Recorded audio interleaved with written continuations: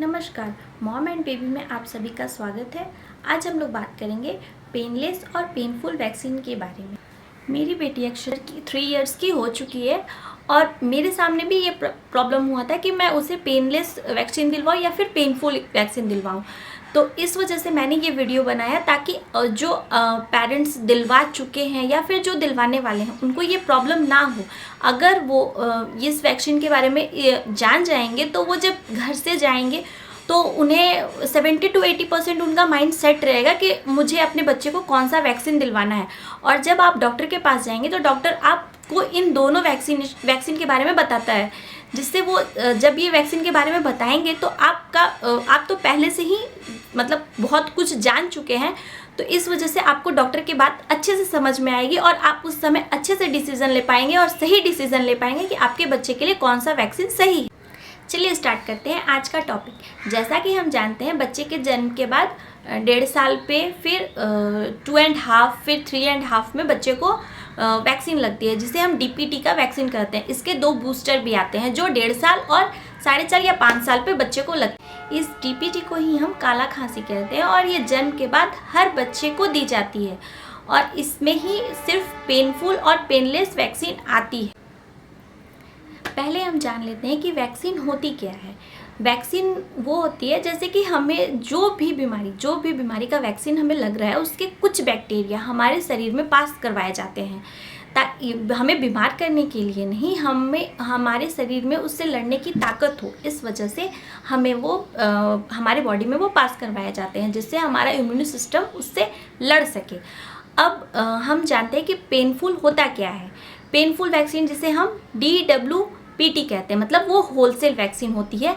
इसमें हमें बच्चे को जब वैक्सीन पड़ता है तो इसमें हमारे बच्चे को फीवर आता है, फिर जिस जगह वो वैक्सीन पड़ी है उस जगह गांठें हो जाती है, सूजन हो जाता है, या फिर उस जगह पे रेड स्पॉट जैसा हो जाएगा। मतलब इस तरह के प्रॉब्लम हो जाते हैं बच्चे को।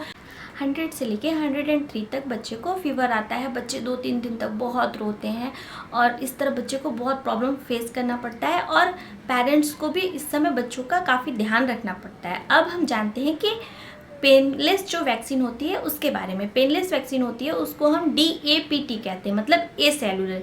इसमें जो होता है, इसमें बच्चे को अगर वैक्सीन दी जाती है उसको वो माइल्ड फॉर्म में दी जाती है, जिससे कि बच्चे को पेन कम होता है।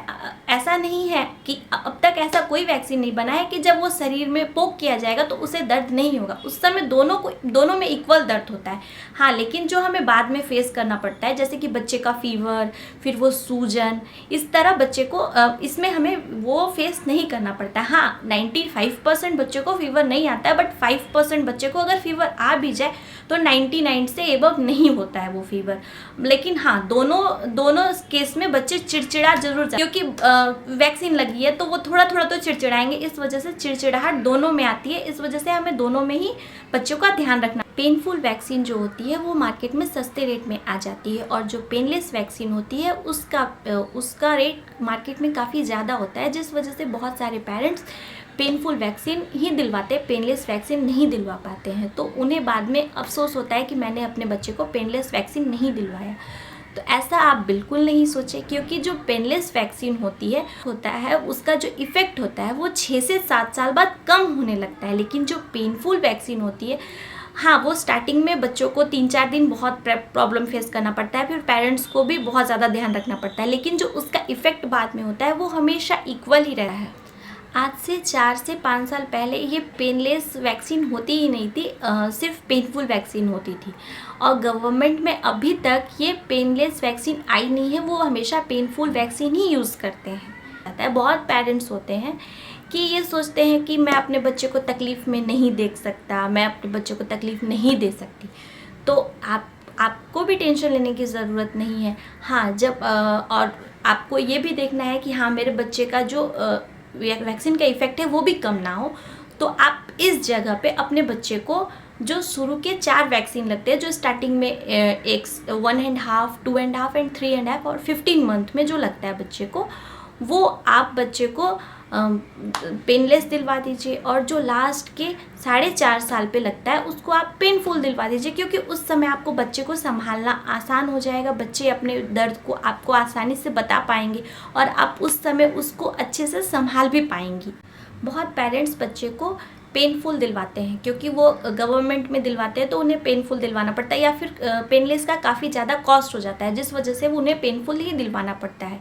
तो ऐसे पेरेंट्स पे टेंशन ना ले, आप इतने कैपेबल हैं कि आप अपने बच्चे को 3 से 4 दिन तक आराम से रख सकते हैं। हाँ, अगर वैक्सीन के बाद आपके बच्चे को फीवर आ रहा है, वो उसे दर्द हो रहा है, तो आप अपने डॉक्टर से पूछकर अपने बच्चे को कालपोल या फिर पैरासीटामोल का सिरप दे सकते हैं। अगर वहाँ पे सूजन हो गया तो आप कॉटन के कपड़े में आइस को लेकर उसे हल्के हाथों से सेक सकते हैं। इस तरह आप अपने बच्चे को 3 से 4 दिन तक आराम से रख सकते हैं। इसीलिए आपने पेनफुल अगर वैक्सीन चूज़ किया है तो आपने कोई गलती नहीं की, और आपने पेनलेस वैक्सीन भी चूज़ किया है तो आपने कोई गलती नहीं की।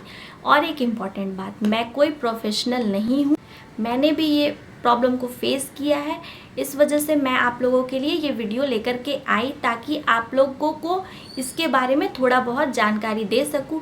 अगर आप अपने बच्चे को वैक्सीन दिलवाने जाएं तो आप अपने डॉक्टर से इसके बारे में अच्छे से समझ लें, और जो सही डिसीज़न हो वो आराम से आप ले सके। इसलिए मैंने ये वीडियो आप लोगों के लिए बनाई। वीडियो से आप लोगों को काफ़ी हेल्प हुआ होगा, आई होप।